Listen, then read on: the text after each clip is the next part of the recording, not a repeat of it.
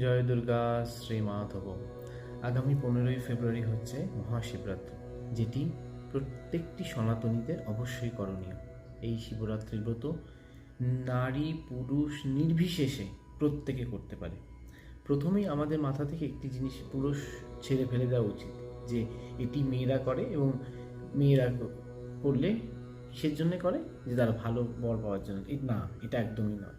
এটা ব্রাহ্মণ, ক্ষত্রিয়, বৈশ্য, শূদ্র, চণ্ডাল প্রত্যেকটি জাতি, নারী পুরুষ উভয় এই শিবরাত্রি ব্রত করত। এখানে কোনো রকম দ্বিতীয় মত নেই, এটা শাস্ত্রীয় বিধান। এবং এই ব্রত করলে, শিবরাত্রির পুজো করলে ধর্ম, অর্থ, কাম, মোক্ষ, এই চার যে মেন যে জিনিসগুলো আছে সনাতন ধর্মে, তার উপরে বিজয় প্রাপ্ত করা যায়।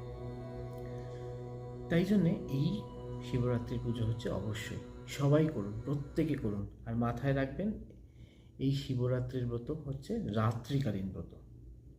এটা দিবারাত্রি, যে দুপুর 12টার পর হয়ে গেল এবং জল ঢেলে দিলাম, খেয়ে নিলাম, না। এটি হচ্ছে রাত্রকালীন ব্রত, তাই জন্য এটা রাত্রেই করতে হবে।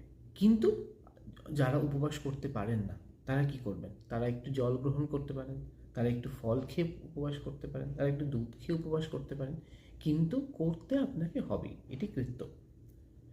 তো সেই জন্যে অবশ্যই। আর উপবাস মানে কেবল কিন্তু না খেয়ে একবার নিজেকে অসুস্থ করে, না, সেটা নয়।